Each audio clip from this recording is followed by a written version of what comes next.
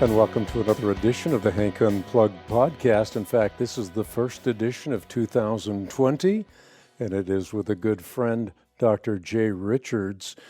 I'm always trying to bring people to my audience that are interesting, informative, and inspirational, and Jay fits the bill perfectly.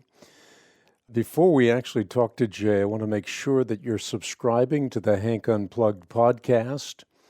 If you're doing so on iTunes or YouTube, make sure that you leave a review. Here's one I read today. High quality, down to earth, high caliber content, relevant topics. Hank recommends it, so do I. No commercial breaks, many episodes I wish were longer. Thanks, Hank. Your humble pursuit of truth has been absolutely critical in my faith walk, and all the people at CRI that make it possible. God bless all of you. Well, again, today, a special edition of the podcast, and I suppose I say that every single time, but anytime I do a podcast with Jay Richards, I consider it special. He's executive editor of The Stream. He's a research professor in the School of Business and Economics at the Catholic University of America, a senior fellow at the Discovery Institute. He holds a PhD with honors in philosophy and theology from Princeton Theological Seminary. He's the author of many books, and of course we've done podcasts with Jay on some of those books, including the book Money, Greed, and God, The Christian Case for Free Enterprise. He was the co-author of the hugely popular book and video, The Privileged Planet. Also, several months ago, we offered Jay's book, The Human Advantage, The Future of American Work in an Age of Smart Machines. And now I am thrilled to feature on this podcast Jay's brand new book. It's out this month, the month of January. It's titled Eat, Fast, Feast, Heal Your Body while Feeding Your Soul. It's a Christian guide to fasting. It's released by Harper One. And I did an endorsement, which is on the back of the book, that says this: Richards is a polymath, one you can trust. And eat, fast, feast is trustworthy and true. If you're confused about when to eat and when to abstain from eating, don't delay. Read today. I did, and the results have been transformational. Sort of interesting how this book fell into my lap. I had just finished my book, Truth Matters, Life Matters More, and I was deciding on who I would get to endorse the book, and one of the people I thought about immediately was Jay Richards. Well, I asked him to endorse the book, and he wrote back, yeah, I'd love to read it. Wrote a great endorsement. He said, is it possible for Hank to do an endorsement for my new book? So I got an advance copy. I read the book, but the timing of that was incredible. Some of you may remember that I did a transplant exactly 204 days ago now. So I'm 204 days out from the transplant. Well, to do the transplant, a stem cell transplant, you have to be in remission, and it was very, very difficult for me to go into remission. They were trying all kinds of chemotherapies, and nothing was really working. The tumors were very aggressive. They were throughout my body. They were protruding from my body under my jaw, in my neck, 2 huge ones in my groin area. And nothing was bringing me into remission. Well, a priest in the Orthodox Church had sent me a documentary that he wanted me to watch on fasting. We watched the documentary, and the documentary starts with the practice of fasting back in the 50s in Russia. It migrates to Germany, eventually to USC.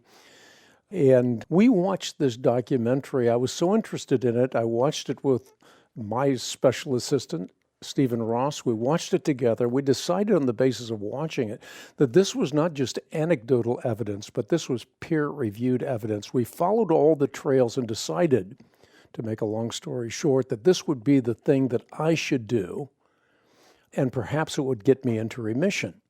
So before I would take a regimen of chemotherapy, I would fast, a 3-day water-only fast. And sure enough, I went into remission. The theory being that the chemotherapy would be more efficacious in destroying the cancer cells and less harmful on the good cells. Well, I did the transplant. I got the endorsement for my book from Jay.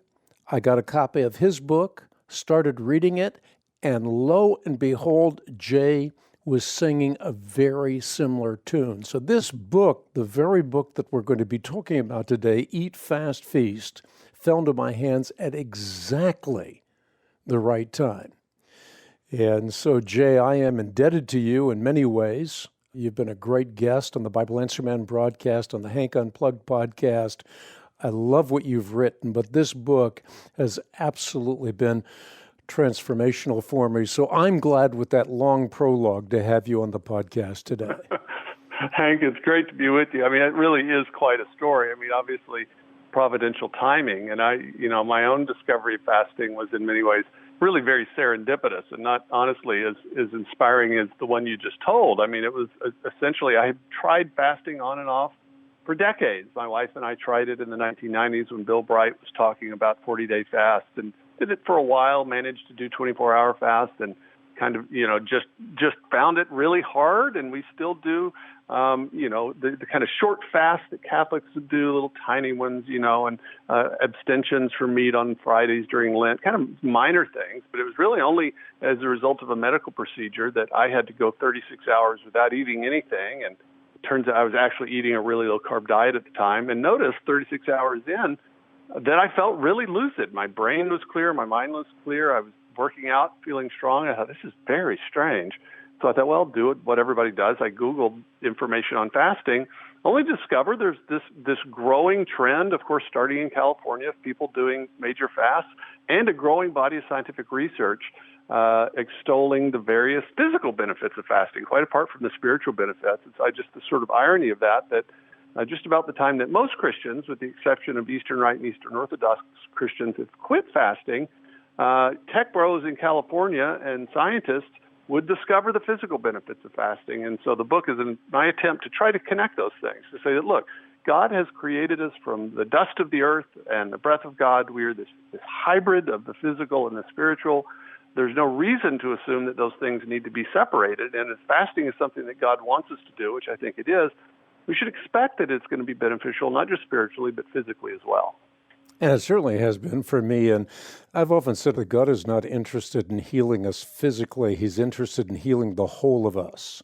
We're body-soul unities, as you just alluded to. And I think that was very, very important in my digesting this book, because this book is not only dealing with the physical, but the metaphysical aspect of our humanity as well. And I was so intrigued by the way you tied together a diet, so to speak, and fasting. And I have for years just thrown up my hands with respect to dieting, because I thought, I don't know what's true. You read so many different books on dieting, new ones coming out all the time, so many different opinions. I didn't know who to trust, what to believe. When your book came, the reason I trusted this immediately is I trust you in areas that I know, that I'm very conversant with. And so I decided this would be trustworthy as well, particularly because I know that you practice what you preach. In other words, this is not just something that you're writing about. This is something that you're actually doing. You're practicing this lifestyle. Not only that, but you practiced and taught things in the past that you no longer believe in the present, because you had sort of bought into the typical narrative that's rampant in the culture. No, that's right. I mean, what's funny about this for me is that this has always been sort of my avocational interest. I was a strength trainer in college, and so I not only helped train with weights and diet routines at sports teams where I went to college, but also any students, as part of my job, if a student wanted to come in and get on a health and fitness plan, I would put them on it. In the time, this is the late 1980s, the conventional wisdom was eat a really, really low-fat, high complex carbohydrate diet. And unfortunately, I've got former student colleagues out there that I need to apologize to, but this was a kind of conventional wisdom that emerged in the 1950s. I think it was well-meaning, but new research has suggested something quite different. And so that was, something I had to sort of overcome, this idea that no, in fact, dietary fat is not the villain. It doesn't cause all of these health problems that we've been told. And in fact, the so-called standard American diet, where we eat very highly enriched, highly refined carbohydrates constantly in our diet, and we eat frequently throughout the day. That combination of grazing and simple carbohydrates all the time is actually a source of many of our problems, from type 2 diabetes and obesity and many other things. And so it was that sort of combination of things that, okay, we dropped out of fasting, at least Christians in general, in the body of Christ, right about the time that we started eating in such a way that makes, as it happens, fasting really, really hard to pull off. And so I realized that that's not actually a coincidence. Fasting is always supposed to be a sacrifice, but it shouldn't be torture. Whereas for most people, going even 4 or 6 hours without eating anything is torture. That should tell you, okay, we're doing something wrong, because that shouldn't be torture, because most of human beings, for most of human history, went extended periods of time throughout the year without eating, and they got by just fine. And so that it's kind of in many ways several different puzzle pieces that came together in this book. And as you said, it really started as experimenting on myself for a long time. I didn't set out to write a book on this. I was doing it for my own spiritual and physical health, and just, found some of these missing pieces that hadn't all been put together. What's interesting about what you're saying from my perspective is that the fasting and the eating together have changed me in terms of appearance. As I sit here right now, I'm 170 pounds. I was 214 for most of my tenure as president of the Christian Research Institute. My waist size is now 33 to 34, right in that range. And so my waist size is about half my height. Before, I would have had to be 7'6" based on my weight. You were just right for a really tall guy. Yeah, so if I was taller, it would have been better.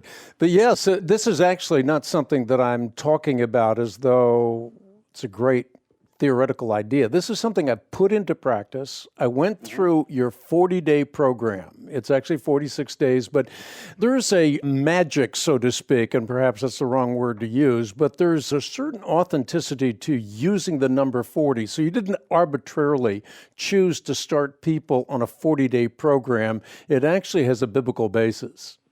It does. I mean, in that number 40, Christians that read the Bible all know this, 40 years in the desert with the Hebrews who became the Israelites. There was Jesus' 40 days in the desert of fasting before his earthly ministry. That number comes up a lot. And, of course, in the Christian liturgical tradition, Lent is effectively a 40-day period. As you said, it's 46, because it's basically 40 regular days and 6 little mini feasts on Sunday. So it lasts 46 days. This is a long-standing Christian tradition that emerged precisely from early Christians sort of reflecting on Jesus's 40-day fast, a really hardcore fast that very few of us would ever actually be able to accomplish. But saying, okay, how can we enter into this sacrificial time in the time leading up to the great feast of Easter? And so that's where Lent came from.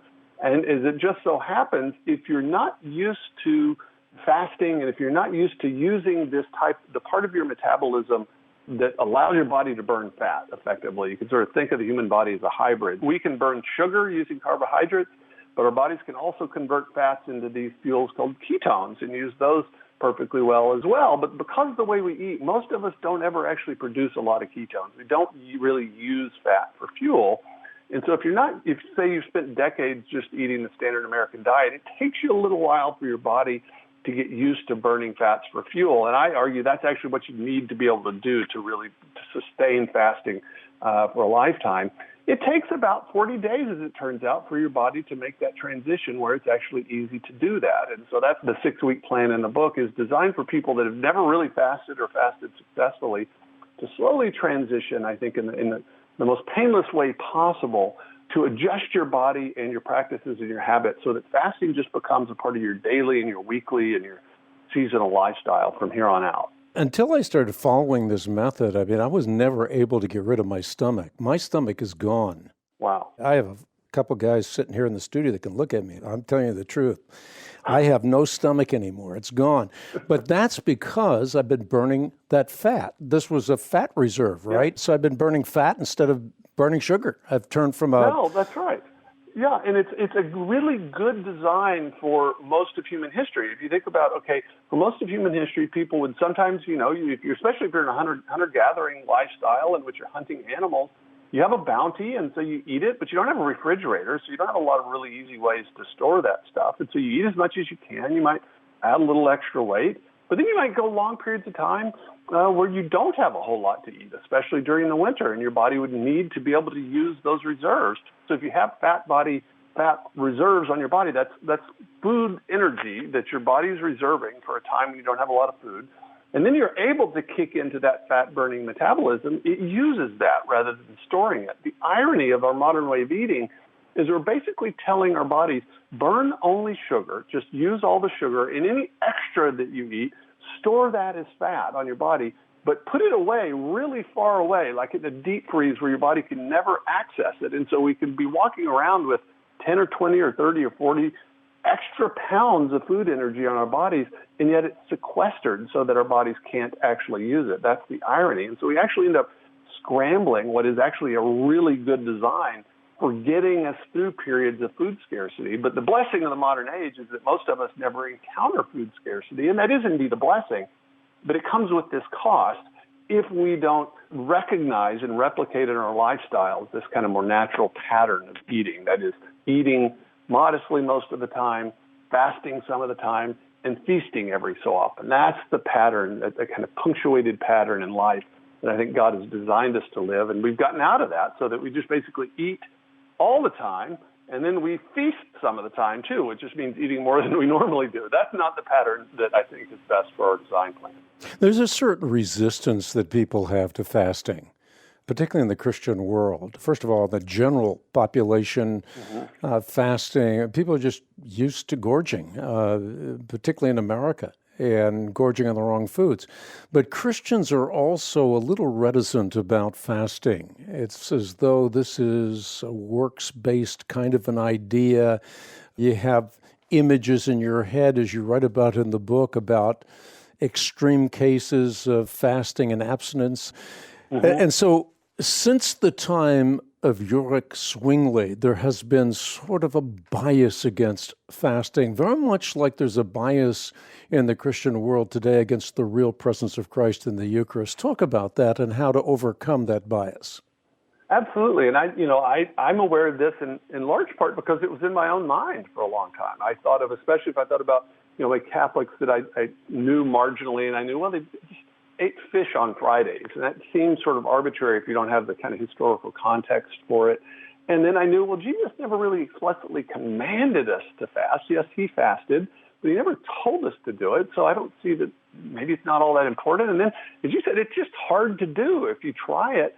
And you think, this is going to be a spiritual discipline, and you're just fixated on food and dreaming about donuts. It's hard to see how that's going to sort of bring you into a deeper relationship with the Lord. And as you said, sort of early, even though Calvin and Luther themselves didn't oppose fasting and in fact participated in it, Zwingli was actually sort of really hostile to it because he associated it with what he thought of was the works righteousness of the Catholic Church at the time. And so that was a kind of mental association. And so that has continued into the present, so that a few decades ago when Richard Foster, the great evangelical Quaker who wrote wonderful books on spiritual disciplines, wrote a book on fasting, he said he could find almost none in the evangelical world at the time. Some of that has changed. Certainly in the 1990s, Bill Bright with Campus Crusade for Christ started talking about fasting. But nevertheless, it tends to be this kind of episodic thing where there'll be a sort of fasting craze in which Christians will do it for a little bit, but then it peters out. And I think in part that's because the way we're eating and our lifestyles are so contrary to it. But also I think it's because we tend to be sort of pulling ourselves up by our own bootstraps. When in fact, if we look at the wisdom of the ages, if we look at the sort of long span of human history, what we find is that Christians fasted at particular times during the week and according to the particular liturgical seasons around Easter and Christmas. And so we're locked in some ways, sort of external to ourselves, and it become a real thing. And so if we look at Christian history, not just since 1517, But since the very beginning, look at what early Christians did for 1,000 years at least, and what many Christians do to this day, we find that fasting is a central part of the Christian life. It's as central as praying and gathering together in worship. And it's just something that, unfortunately, we have mostly dropped in the modern age. And I am absolutely convinced that it's the thing that we need to recover if we're going to really see spiritual renewal across the body of Christ. Let me just augment what you said. I mean, if you go to the Old Testament, you'll find that Esther fasted from food and water for 3 days and 3 nights, and then begged the Jews in the province of Susa to do the exact same thing. And through that, they averted the genocidal plot of Haman, who was the personal advisor to the Persian king Xerxes. And then Saul was 3 days without sight. He neither ate nor drank, and thereafter there fell from his eyes what are described as scales, and he received his sight. He arose, he was baptized. You think of the church at Antioch. They fasted and prayed as Saul turned. Paul was being set apart for his glorious commission as apostle to the Gentiles. And you alluded to this as well, the Sermon on the Mount, where Jesus places fasting on par with prayer and almsgiving as an act of righteousness, not to be seen by men, but by our Father who sees what is done in secret. I want you to elaborate on that a little bit, because Jesus is tying together prayer, almsgiving, and fasting as a 3-braided cord. All 3 are graces that we learn within the context of the church, and they're transformative.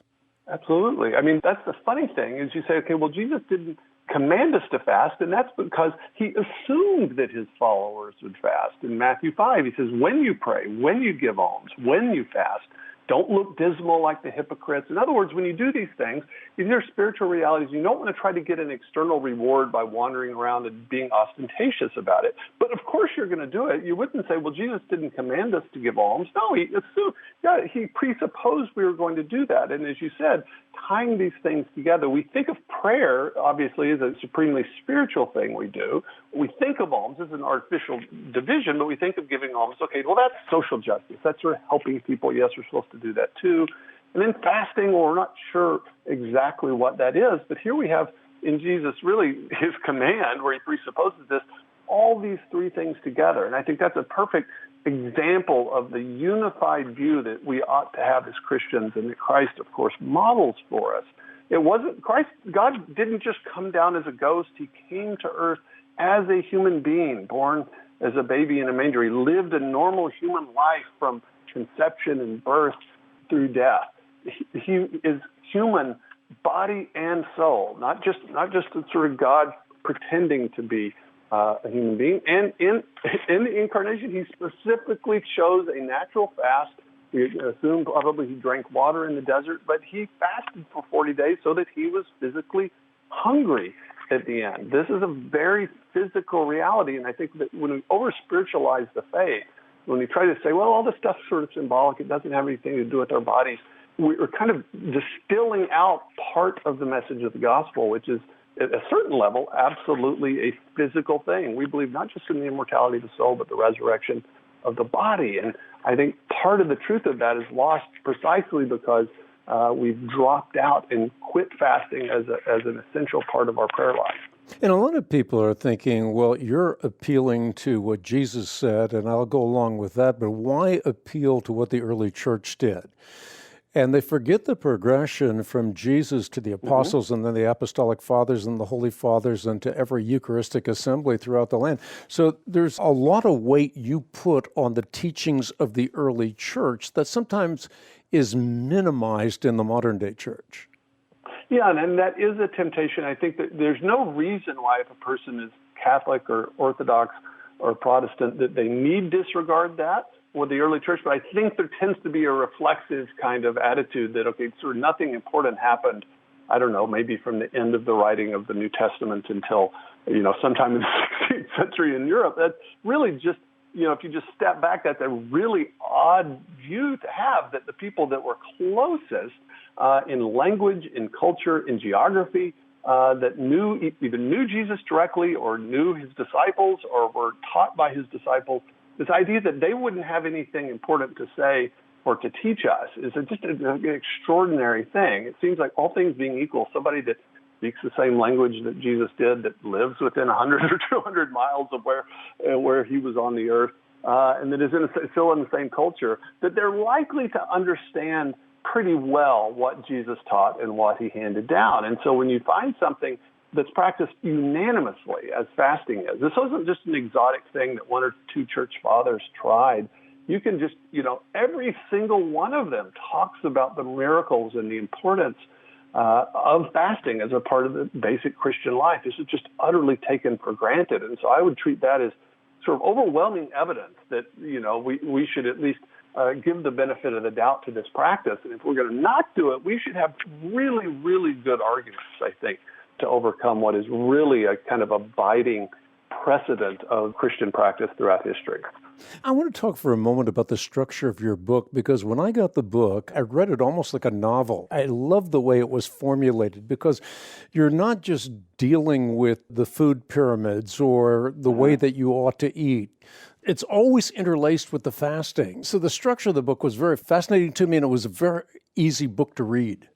Well, it's funny because the longer I've been at the writing craft, the more I've really committed myself to trying to write simply, not simplistically, but simply, so that if a person is an educated seventh grader, they would be able to understand my book. Because I've always felt like it was a failure if somebody said, well, that really seemed important, but it was over my head. That meant that I had failed. I had not communicated to that person what I really wanted to communicate. And so I do think this book, if somebody is used to reading The Privileged Planet, which was definitely written at a kind of higher academic level, this one's written, even though there's a lot of science in this book, I tried to write it so that an educated middle school student would be able to read it. I did ultimately finally structure it around this 6-week plan, because I just thought, okay, most people that are reading the book are going to want kind of basic instruction on how to do this.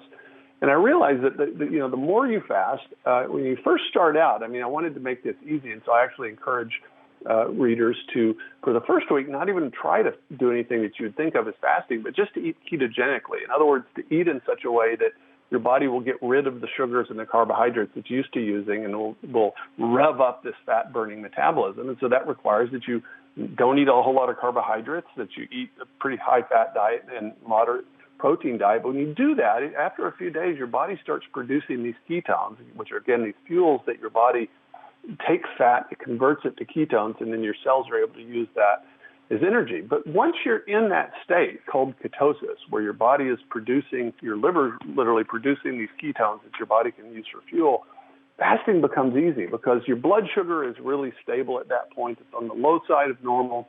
You're not feeling these blood sugar spikes that are tempting you to, eat 3 bowls of cereal. And then when you fast, your stomach might feel sort of hungry, but it's actually fairly easy. But then instead of going straight into long fast, of course, as you know, because you read the book, each week you basically limit the time window in which you eat a little more. So that the second week you limit it so that you just eat all of your meals within an 8-hour time window, and you leave 16 hours of a 24-hour day without eating. And so you're basically increasing the amount of time that your body goes without having food put into it. And then the next week you limit it to 4 hours. So in other words, 20 hours out of the day, you don't eat, you eat all your food in 4 hours, and then so forth over a period of a few weeks until you finally get down to where you're eating a couple of days in 1 week, just about 500 calories, just about a fourth of what you would normally eat.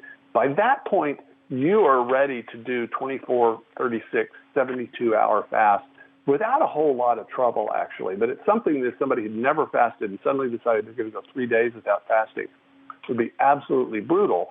And so I ended up structuring the book around that plan and then interlacing the spiritual and the physical benefits as individual chapters structured around the six-week plan.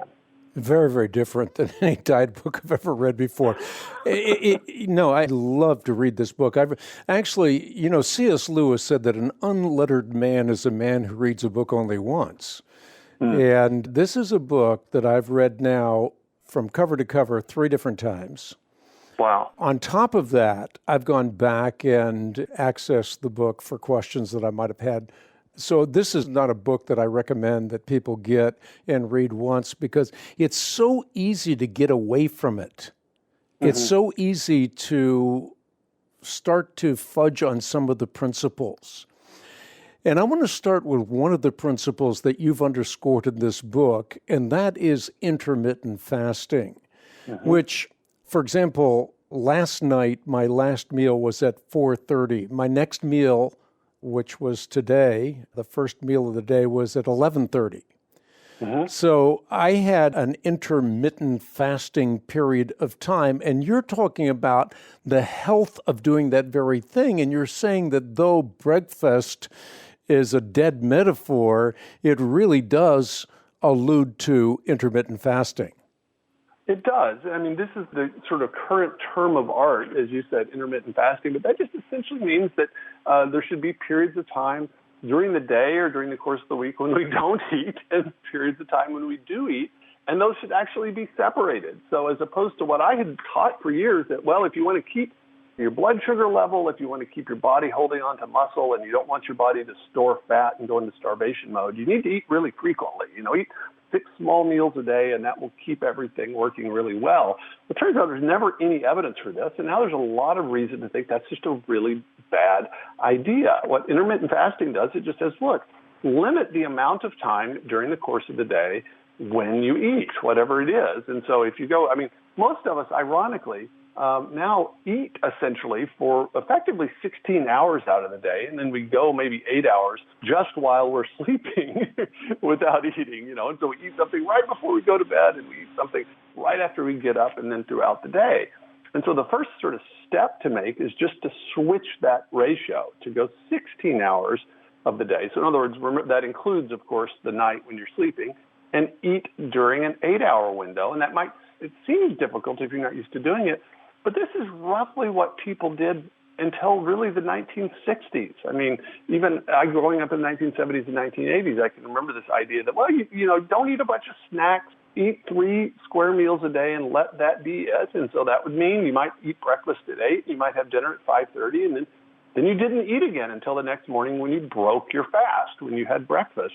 Most of us, though, now we don't even manage to do that. And we now know, in fact, I had a hard time keeping up with it. The scientific papers coming out talking about various physical and metabolic benefits of actually doing this. And so now I think when I first started working on this, I felt like, gosh, this is sort of fringe and it will become controversial and it's moving to fashionable. But I think in terms of the physical benefits of this moderate intermittent fasting, I think the scientific evidence for it now is just absolutely overwhelming. And every single day, if you keep up with this stuff, there's another paper about it. By the way, anecdotally, I can tell you that I used to have breakfast early in the morning because I start my day very, very early in the morning. And then by about 10:30, I'd have a horrible sugar low. And I couldn't wait to eat again. So I was just waiting to eat again. Now, not eating breakfast, most of the time, I don't eat my breakfast. I love eggs and I love breakfast. So if I'm going to eat breakfast, I eat it at 11 or 11:30 or 12 o'clock. But I push it out. But I don't get the sugar low anymore. No, absolutely.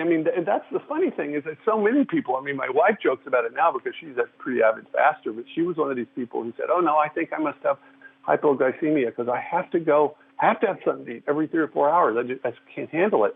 And that's true if you're eating in a certain way. But what we don't realize is that this isn't for most of us some kind of genetic propensity we have. It's just that we've gotten used to eating this way. We eat really simple carbohydrates that our bodies start converting to sugar the second we put it in our mouths practically.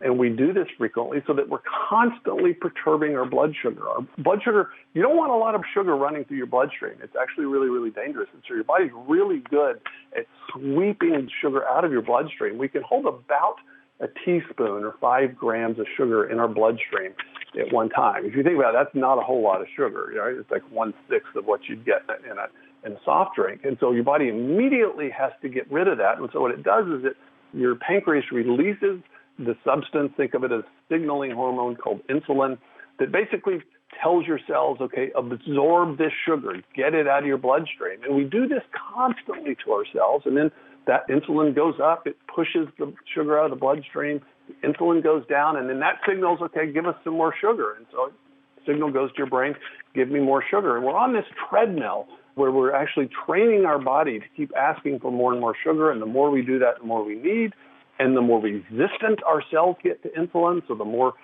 insulin that our pancreas has to produce. And then we're on this vicious cycle. And once we're on that, then we think, well, this is just how I am. I can't do anything about it. No, you can. There's actually a way to get off this cycle in which our blood sugar stays steady and you don't have that kind of sugar high and low that most of us experience. You know, the thing is, you're talking, Jay, that when I was playing in golf tournaments, before I'd actually tee it up, I'd think, I have to eat really healthy today because I want to play really well. And so I'd have a banana and I had some oatmeal.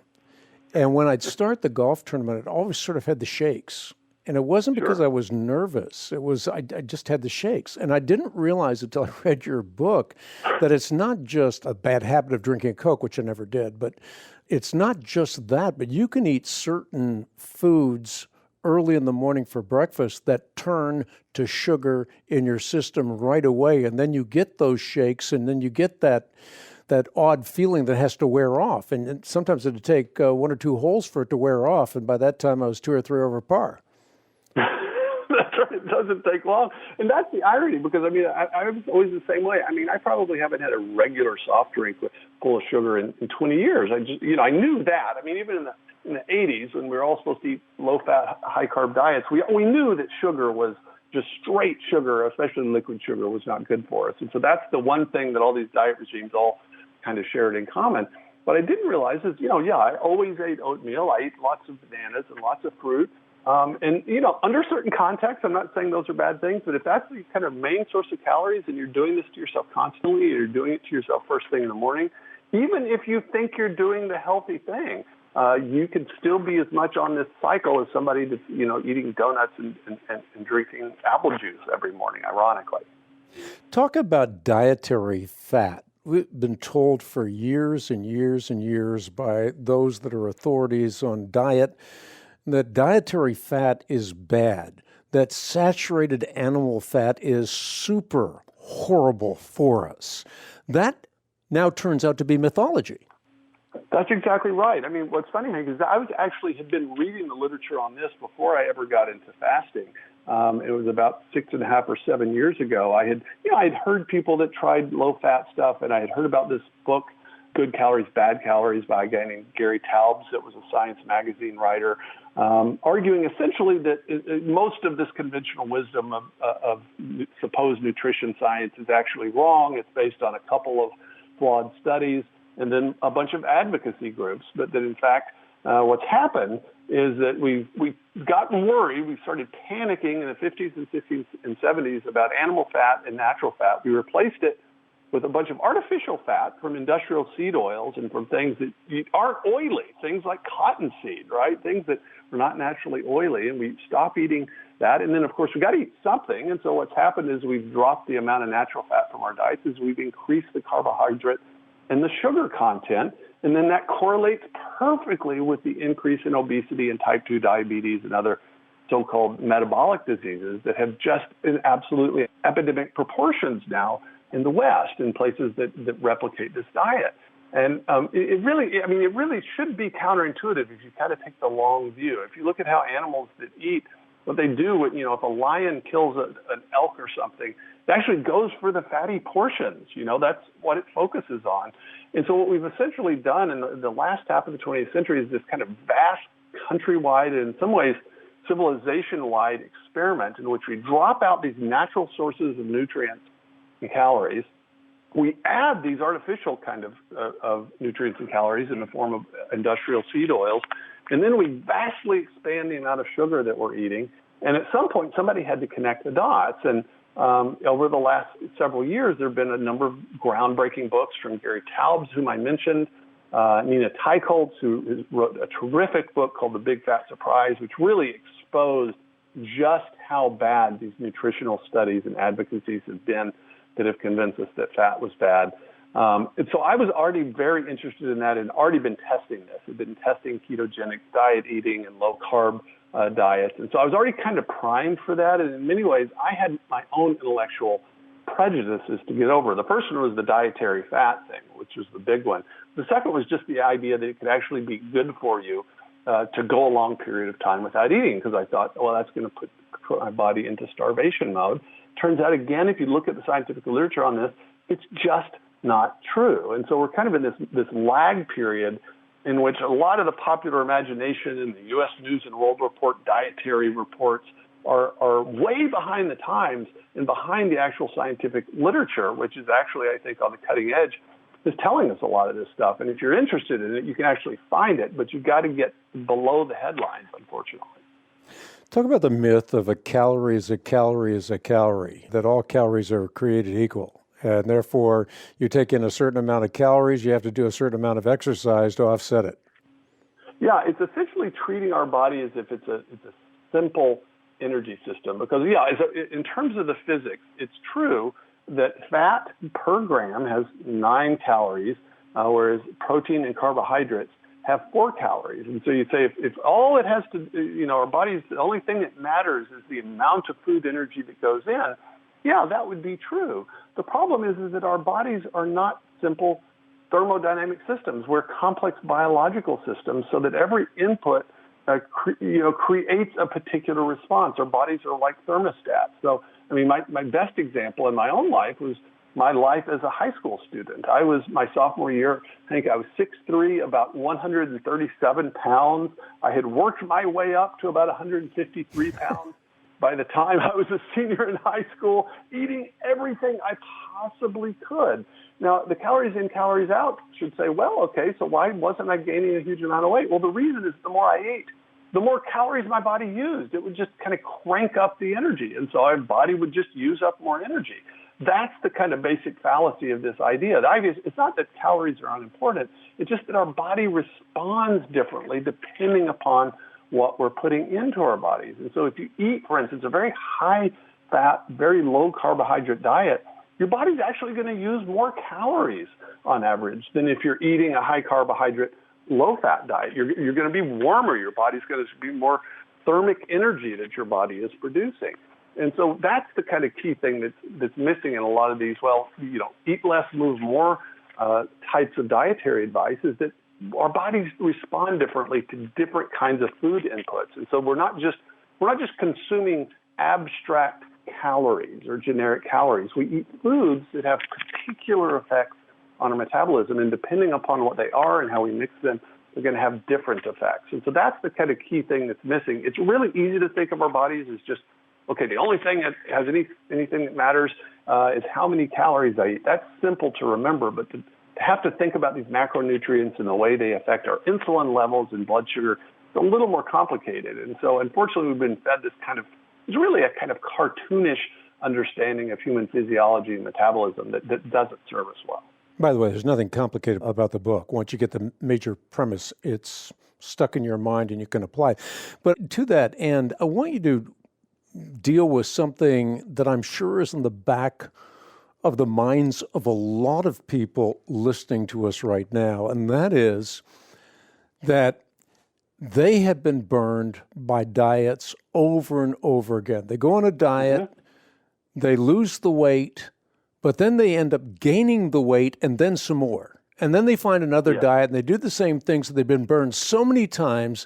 They now come across your book and they say, you know what if I go on this and the same thing happens once again? What's your response?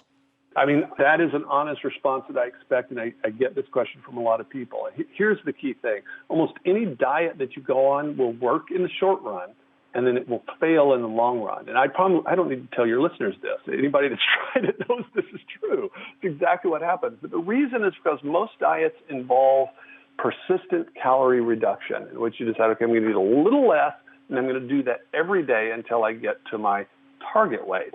Well, that works in the short run for most people. You can go on a low-fat, you can go on a low-carb diet. There's all sorts. You go on a grapefruit diet. Almost anything you do that changes the way you eat from the standard American diet is almost always an improvement in the long term. But here's the problem.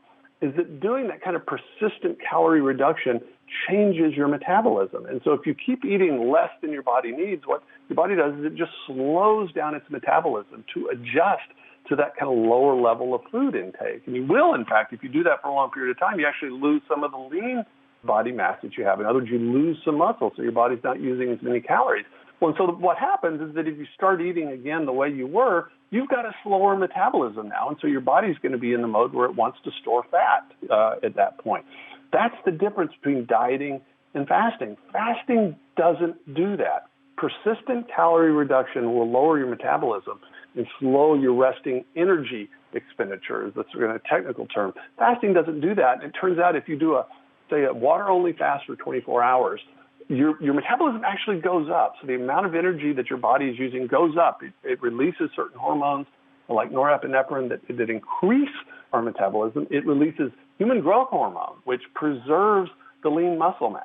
So it does exactly the opposite of what you'd expect. And in fact, you actually have to fast for about 5 days to get your metabolism in the same level that it was before you fasted. So in other words, you could fast for 5 days straight and you still wouldn't have appreciably slowed down your metabolism. And so really just the simple answer is that the physiological effects of intermittent fasting, where you don't fast all the time, but you fast sometimes and you eat sometimes, is completely different than the metabolic effects of persistent calorie deprivation, which is what most diets involve. So a lot of people perusing your book very quickly and not paying attention to the details say, oh, this is a keto diet. So basically high fat, moderate protein, low carbs, get most of my carbs from vegetables. I've heard of that before. But this is not a keto diet per se. It's a keto plus. And that plus is not just an add-on, it's inextricably woven together in the fabric of what you do. And that, again, is fasting. That's exactly right. I mean, I do think, and I draw on the keto diet literature, and it's really because there are only two ways to get your body into ketosis. And ketosis, I argue, is if you can't get your body doing that, you're never going to be successful at fasting. And there are really only two ways to do that. You can either not eat for 3 days. That's the hard way to do it. Just stop eating. Your body will eventually quickly use up all the sugar that's stored in your muscles and in your liver, and then it'll start producing ketones. That's the tough way to do it. The other way is just to eat ketogenically for 3 days. That's the easy way to do it, where you eat lots of fat. In fact, you boost the amount of fat. You drop the carbohydrates way down. So really your only carbohydrate intake when you're doing this would just be sort of green leafy vegetables and stuff like that. And within about 3 days, your body is going to be producing ketones. So that ketosis state is absolutely important. But I don't tell people that they're going to have to eat a ketogenic diet permanently. What I think that sort of ideal long-term goal is that you would be metabolically flexible. And that just means that your body can either be in that normal kind of sugar-burning state where it's taking glucose or sugar and turning it into glucose, or in the ketosis state where it's taking fats and turning them into ketones. And if you do this for a few months, your body gets used to doing that. But when you first do it, it's kind of like, again, it's like if you think of your body as a hybrid, like a Toyota Prius, that's just constantly having the battery recharged. It never actually uses its gasoline tank at all. Well, when it first uses its gas, if that's been sitting in the tank for months, it's going to be a little sluggish. And that's unfortunately where most of us are. But 2 or 3 months out when you've been doing this, your body will be used to adjusting between these two different states, and you'll be able to find the level of carbohydrate tolerances that are right for you. Talk about how carbs raise your blood sugar and provoke an insulin response. So you have this hormone that becomes a gatekeeper, but there's a big downside to that. There is, and this is the sort of complicated thing that obesity and diabetes researchers, had to figure out. I mean, we talk about type 1 diabetes and type 2 diabetes, but they're really two different things. And what ultimately leads to type 2 diabetes is so-called insulin resistance. And that's what happens when you're constantly raising your blood sugar level to dangerous levels over and over and over again over a long period of years. So in other words, if you're perfectly healthy and you just drink 3 regular Cokes, right, that's going to boost your blood sugar. That's going to lead to any kind of permanent physical damage. But raising our blood sugar constantly to dangerous levels, it's like smoking. Smoking 1 cigarette's not going to kill you, but smoking 3 packs a day for 25 years is a really bad idea. And so what happens is we consume something that immediately gets converted to sugar. So essentially almost any carbohydrate is going to do this, but certainly simple carbohydrates.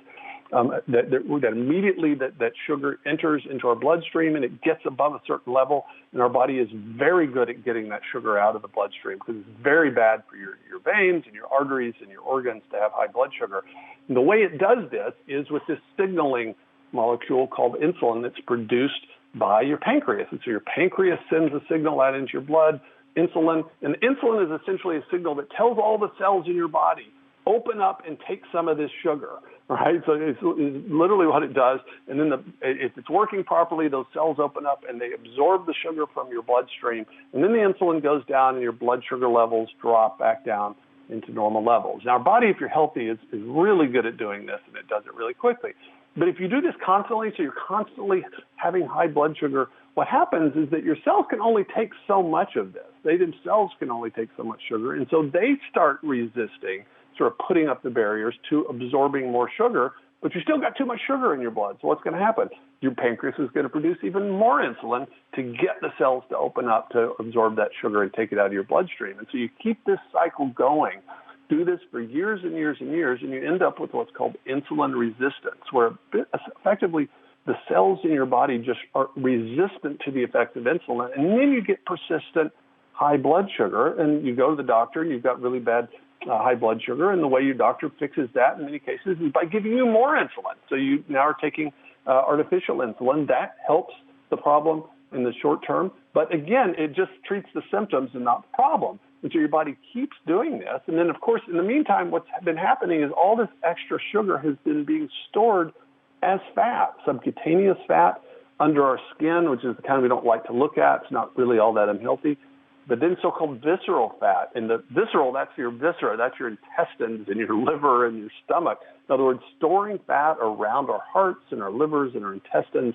And that's where it gets really, really dangerous. And it can even build up around your pancreas and then mess up the pancreas's ability to produce insulin. So all of this, it's a problem that it accrues over years and years of eating a high carbohydrate, high sugar diet. And so the effects are only felt after 5 or 10 or 15 or 20 years. But for most of us, if we're over 30 years old, we've been doing that.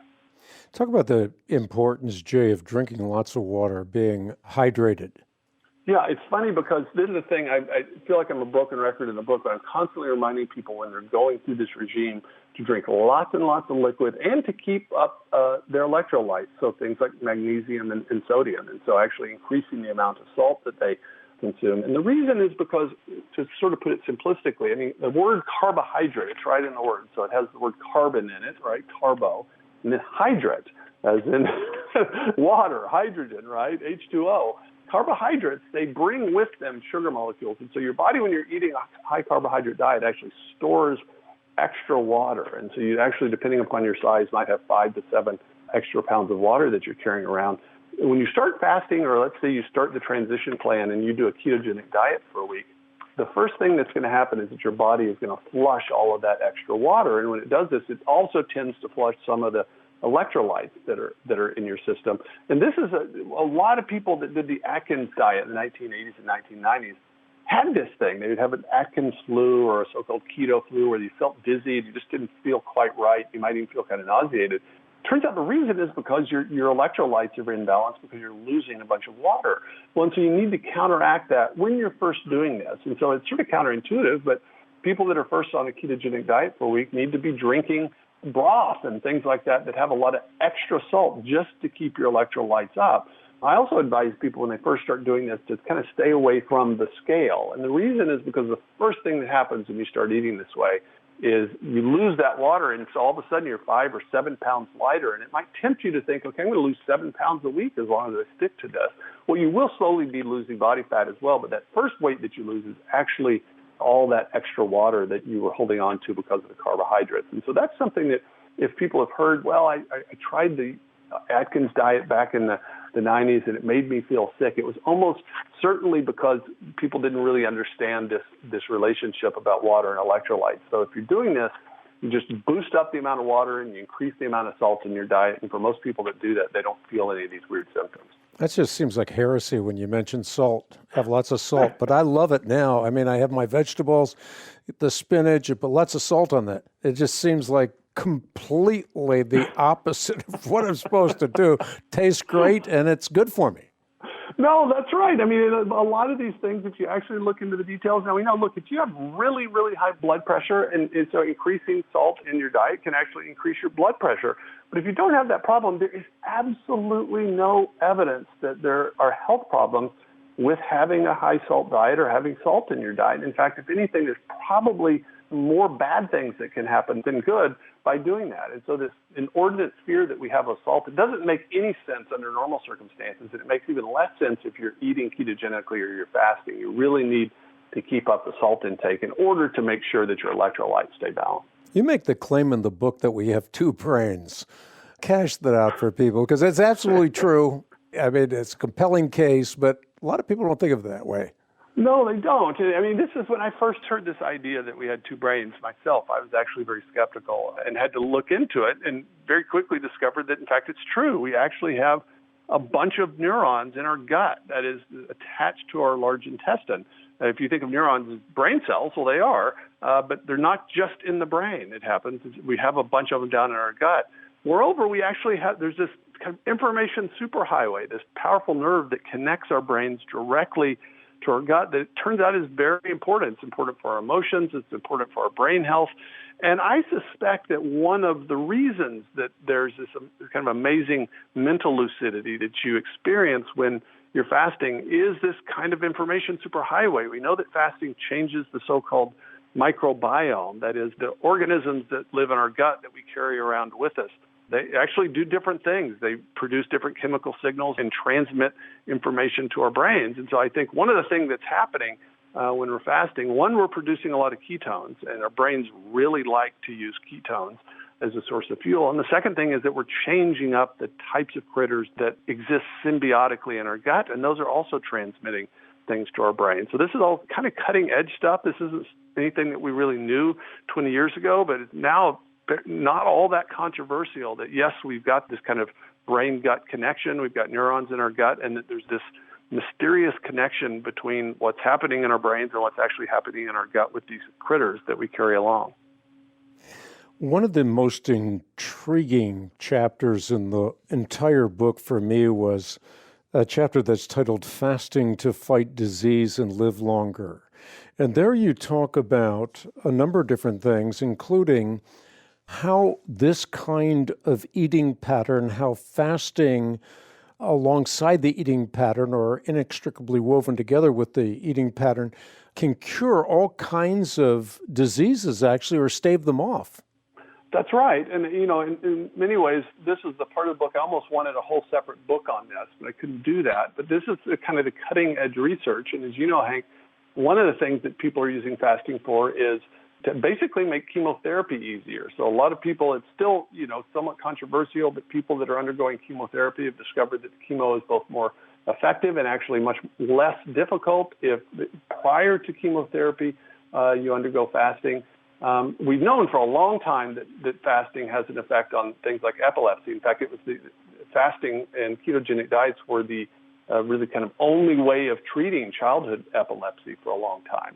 But the cancer connection is the one that is the most fascinating to me, because it's been known for a long time that many cancer cells actually have a different metabolism than other cells. And so I'm simplifying things, but essentially most of the cells in your body can use either sugar for fuel or fat for fuel in the form of ketones. But it was discovered by a German scientist in the 1920s named Otto Warburg.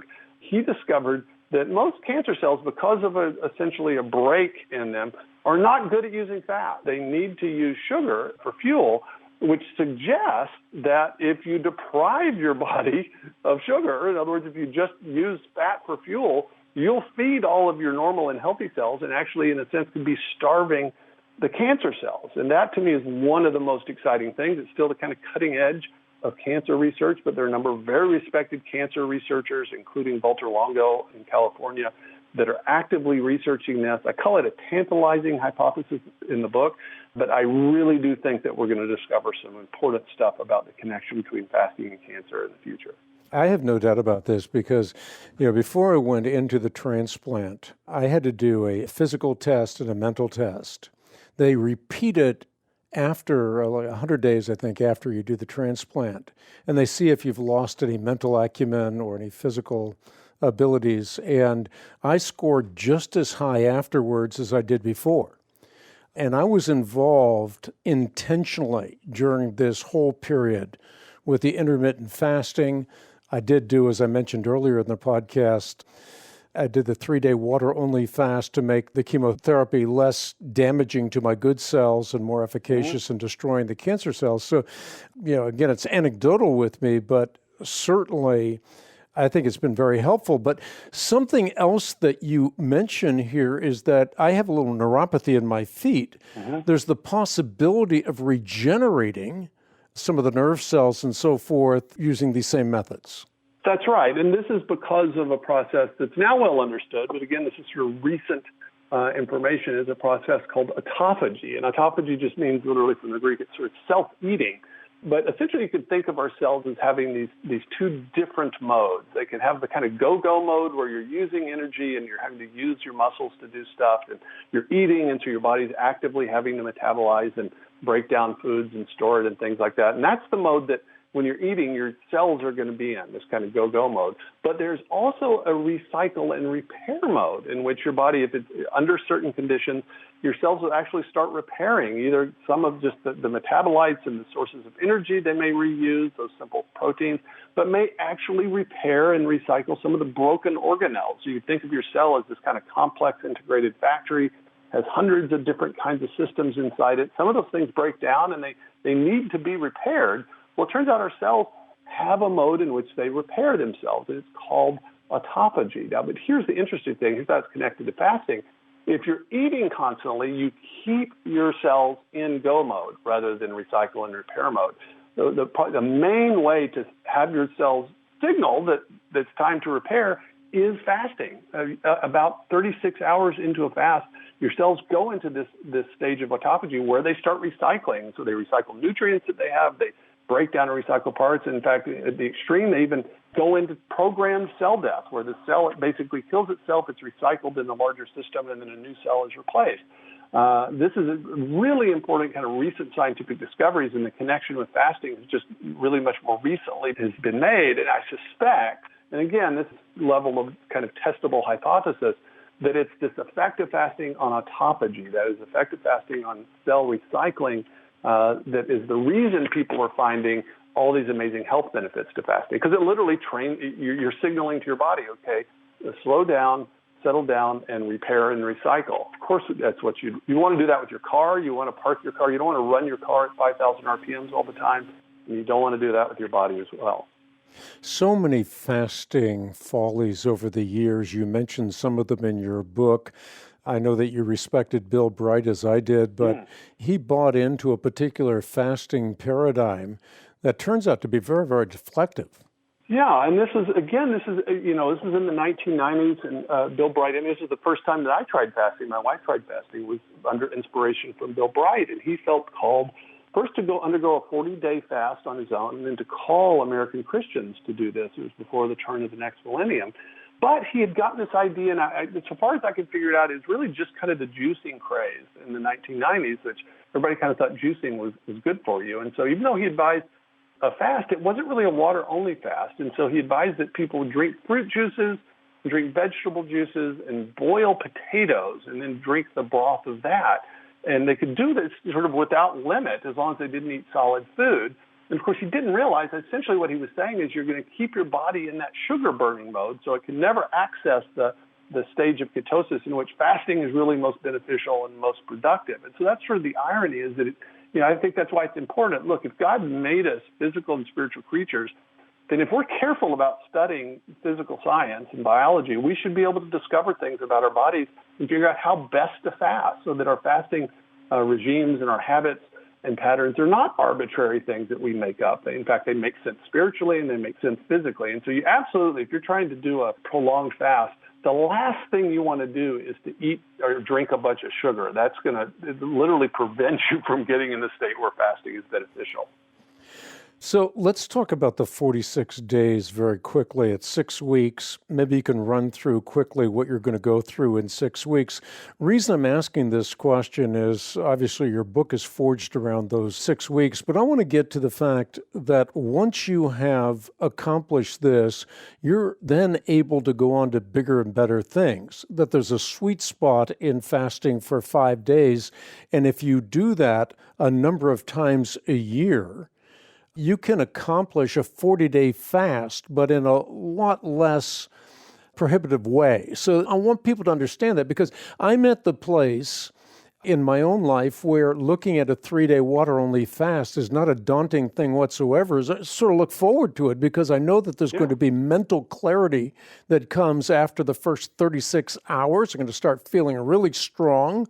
So the exact opposite of what you would expect takes place. Rather than it being daunting, it becomes liberating. No, it really does. And I think the evidence for different effects of fasting, what we're finding, I think I'm speaking tentatively at the moment, is that different timescales have different spiritual and physical effects. So there's certain benefits on your blood sugar and your insulin levels just with the intermittent fasting. To get into that mental clarity, you need to go a little longer, so you've got a lot of ketones in your system. And then to kick into that repair and recycle mode, I think you need to really have gone several days with a water-only fast. Now, the interesting thing is that if you look at the long Christian tradition on this, this is what early Christians did. They would fast, of course, every day in a sense, in that they'd limit the amount of time naturally when they ate during the day and then didn't eat it for long periods of time at night. They fasted every Wednesday and Friday. In fact, literally, most Christians didn't fast on Wednesday because that was the day Jesus was betrayed, and on Friday because that was the day he was crucified. Then they'd have a mini feast on Sundays. And then they had these larger liturgical seasons, especially Advent followed by Christmas, and then Lent followed by Easter, in which they replicated roughly this kind of Jesus 40 days in the desert, not with a 40-day water-only fast, but with really hardcore abstention. So in the Eastern Orthodox traditions, still to this day, it's a very restricted diet, certainly during the week, essentially a vegan diet for the most part, these long, intense fasts. In the case of the Orthodox Ethiopians, about 250 days of the year involve some kind of fast. And so it's a different kind of fast at a different time scale. And I call this fractal fasting. So like a fractal is a pattern that retains its pattern as you increase its resolution. You keep seeing patterns all the way down. I think God has intended for us to have a kind of fractal fasting pattern across our lives, so that we're fasting at the daytime scale and a weekly time scale, at the seasonal and at the annual time scales. And each of those is going to have benefits. And I think they work best when they're done together. But as you say, this doesn't mean that it necessarily makes sense for most people to do a literal 40-day only fast. And I think the evidence suggests that you're much better off doing 40 days of fast spread out by, sort of 3 days or 5 days throughout the year. And you'll get all of the benefits without nearly as many of the risks as a really long 40-day straight fast. What does Darwin have to do with all of this? Well, this is something that, as you know, is an abiding interest of mine. And when you read the fasting literature, when you read the paleo diet and the keto literature, there's this hardcore Darwinian assumption in which you argue, for millions of years, our pre-human ancestors ate a certain way, and so therefore we should eat this way. And it's just a highly uncritical kind of Darwinian just so storytelling in a lot of this literature. And so I wanted to disentangle that. But the irony is that a lot of these Darwinian stories, they kind of function as design or substitute. So people just say, our bodies evolved so that they can survive in lots of different environments. And they can survive eating fat, they can survive eating a lot, they can survive not eating at all. And they just, you just use the word evolve. And what they're really describing is this extraordinary design plan in our bodies that just screams design if you're open to it. And so toward the end of the book, I tie all this together and I say, in fact, natural selection is a real thing. Survival of the fittest is a real thing, obviously, If you've got a bunch of water buffalo and some are faster running and they don't tend to get eaten by the lions, they're going to tend to reproduce. So that natural selection is a real thing. It's just that it doesn't explain the arrival of the species. It just explains the survival of the species. And so, you want to put the kind of Darwinian mechanism in its place, but we should avoid this kind of overweening Darwinism that explains all of these things. And in fact, I've known some Christians that have been worried about this, worried about ketogenic diets and so-called paleo diets, precisely because there's so much Darwinian storytelling when you actually read the literature. And so I actually think there's a much more powerful argument for design in all this, for those at least that have eyes to see. Yeah, so you're saying that Darwinism cannot explain the important thing, and that is the arrival of the species. It can, in some way, talk about what happens within kinds or within Yes. species in terms of modification or change, but there's never change from one species to another or one kind to another. Exactly. I mean, we don't even anything that involves more than 2 or 3 coordinated mutations just never actually happens in nature. And so I do think this gives us some insight about diet. And so you could sort of think of it this way, that if humans have been eating a certain way for thousands of years, that ought to be given the benefit of the doubt. Because if it were actually really unhealthy for us, that would have gotten weeded out of the gene pool. Cultures that constantly eat poison don't stay around very long. And so if you're trying to decide, okay, should I eat natural fat, which humans have been eating since time immemorial, or should I try this kind of industrial seed oil that hasn't really been tested by the long course of human history?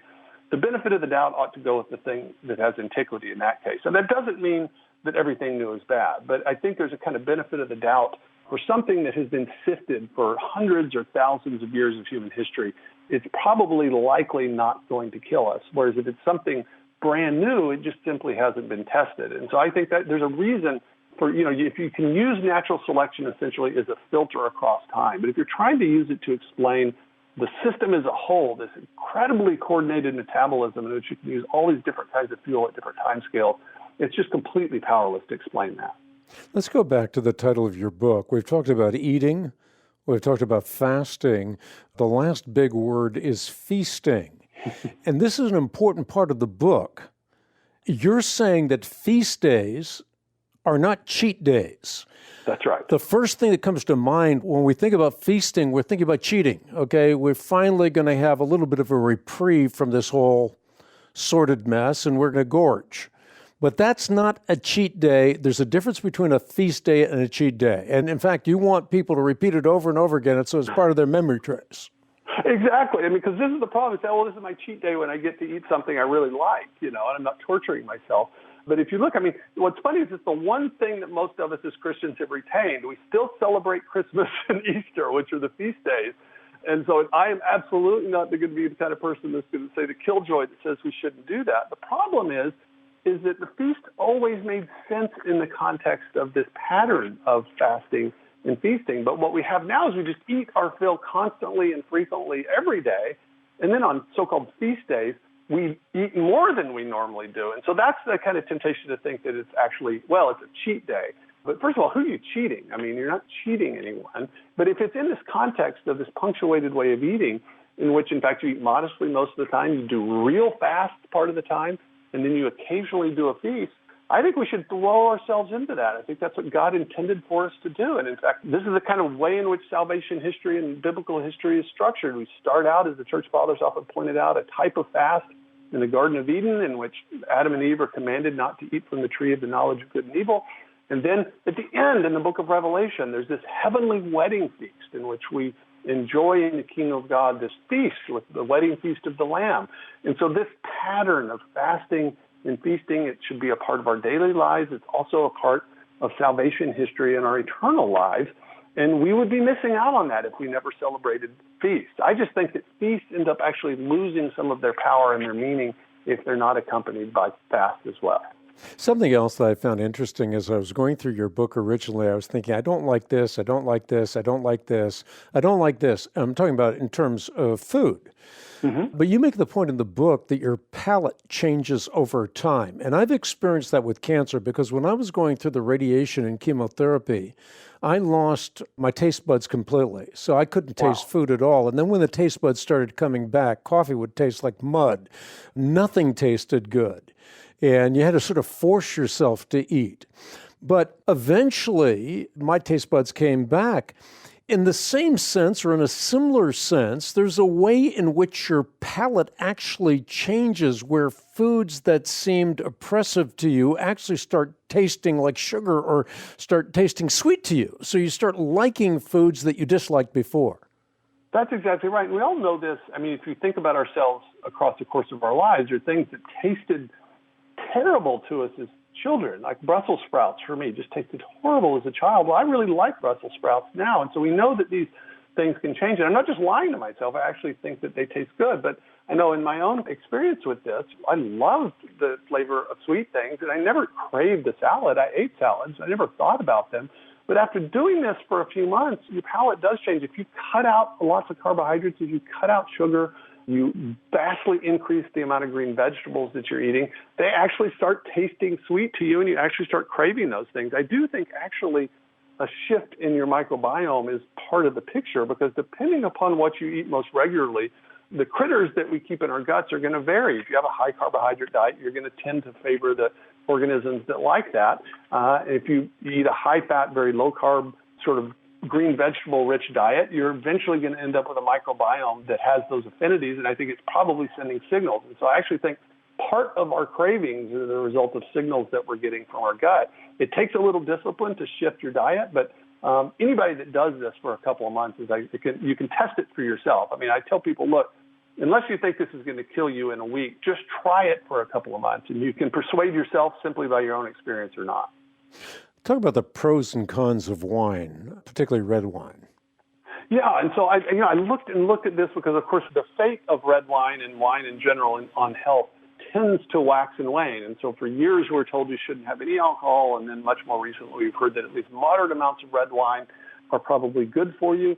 I'm sort of undecided on that. I think it's highly unlikely that moderate amounts of alcohol and wine in particular are bad for us, simply because humans have been drinking wine for all of human history for all sorts of different reasons. And so my view is that, look, if you're trying to cut out all carbohydrates at certain times, and you're going to want to limit that just because it's a type of carbohydrate, but wines that are not especially sweet in moderate amounts, there's absolutely no reason to think that they're bad for you. And I think there's some reason to think that it's probably good for us in moderate amounts. The isms are always the problem, and you write in your book about nutritionalism. What's the issue there? Well, the issue is essentially nutritionism is a form of reductionism in which we treat food just in terms of their nutrients. And this is really kind of the result of scientific research. So essentially, we learned how to isolate calories in food, the calorie content, that is the energy content of food. We figured out how to measure that in science really early on. And so the temptation is just to focus on that thing that we can measure and then ignore everything else. So meat, rather than being chicken that's from a particular place, or beef or eggs from a particular chicken, they're just fats or proteins, right? They just reduce them to their energy content. And then the macronutrients, which I just use those terms, carbohydrates, fats, and proteins, we figured out how to isolate those. And then later we figured out how to isolate vitamins and minerals, the so-called micronutrients. And so we just tend to reduce foods to their simple kind of chemical constituents that we can actually measure. But the reality is that foods come from organisms, which are amazingly complex things that we only partially understand. And so I think we should think of food, as organisms from things that God has created, part of the truth of which is that we can discern from chemistry. But we should never just reduce our food merely to fuel, because food, of course, has liturgical meaning, it has sacramental meaning, it has cultural and religious meaning, and has emotional attachments. And so I think we should strive for a life in which food is put in its place. It's certainly not a god and it's not an idol, but in which it's enriched and it has all of the kind of religious and nutritional value and importance that it ought to have. But let's not fall for this kind of 20th century attitude, which just reduces food to its chemical content. You closed the book by talking about the church fathers who made so much of the parallels between the Eucharist and the eschatological vision that you referred to a little earlier in the podcast, the vision of John in the book of Revelation, where yes, the bridegroom carries the bride over the threshold of Jordan to the New Jerusalem. Talk about the parallels there. Well, it's especially in the so-called Johannine literature, so in the book of John, of course, but also in Revelation, because he wrote those. Eucharistic symbolism is everywhere. I mean, the first miracle in the book of John is the wedding at Cana, when Jesus takes the water and turns it to wine. Now, any early Christian reading that's going to be thinking about the water of baptism and the wine of the Eucharist. And then, of course, in the book of Revelation, this wedding feast of the Lamb at the consummation of all things. And I think we lose something if we just dismiss as a mere symbol the rich realism of what's going on there. I mean, I'm thinking about John 6 in particular, in which Jesus, he tells the disciples, unless you eat my flesh and drink my blood, or more literally, you chew my flesh and drink my blood, you have no life in you. And then some of the disciples say, well, this is a hard saying. Who can help this? You would expect, if Jesus is speaking metaphorically or symbolically, that either John, as the narrator, or Jesus would say, no, you're misunderstanding what I'm saying. But he doesn't do that. He, in fact, hardens the saying, and then as a result, some of the disciples actually leave, and the apostles stay, and Jesus, is wondering, well, are you guys going to go anywhere? And they say, well, no. They sort of accept that this is perplexing, it's paradoxical, we're not sure what you're saying. Well, now, so think about John in the early church writing this. What would he have to write to convince us that Jesus is speaking in some way realistically when he is talking about this, that in some mysterious way this bread that we make with our hands and this wine that we make with our hands can be transformed into the body and blood of Christ so that we can participate in it, we can eat it and drink it and be transformed in our very being. It's just the sort of thing that would be appropriate to this religion that is at the very bottom about our physicality and our spirituality united into one. We're not just ghosts and machines, and we're not just apes descended from the trees, but we're this unique hybrid of the physical and the spiritual. And I think that deep Eucharistic realism is just perfectly appropriate to that Christian understanding of the human person. I think it's a perfect way to end the book, because the point you're making in the book is that we're body-soul unities, and when we feed ourselves properly from a biological standpoint, we are honoring the temple of the Holy Spirit. But there's such a thing as zoetic energy, spiritual energy that's transformative as well. And so we need to take that very, very seriously as part of the Christian ethic. Absolutely. This was what the church fathers taught. This is what the early church taught. This was taught through the time of Luther, and it wasn't until Zwingli that suddenly taking this as the genuine body and blood of Christ was considered bread worship and was considered anathema. And everything has changed now in Christianity. But I think it's rather arrogant for us in the 21st century to say that 15 or 1600 years of church history had no meaning. It's important for us to be humble enough to get our marching orders from the Lord Jesus Christ, having passed that information on to the apostles to the apostolic fathers, to the holy fathers, and so forth. So I think we need to take church history very, very seriously, and I appreciate the fact that you do so in this book. Yes, and I honestly think for all Christians, whether you're Orthodox or Catholic or Protestant, this loss of fasting as just an ordinary part of the Christian life, we've really lost something. It's not just some dead tradition that we have abandoned, but we've abandoned it at our spiritual detriment. And now it turns out we're now learning at the beginning of the 21st century to our physical detriment. And so, that's why I wrote the book, Hank.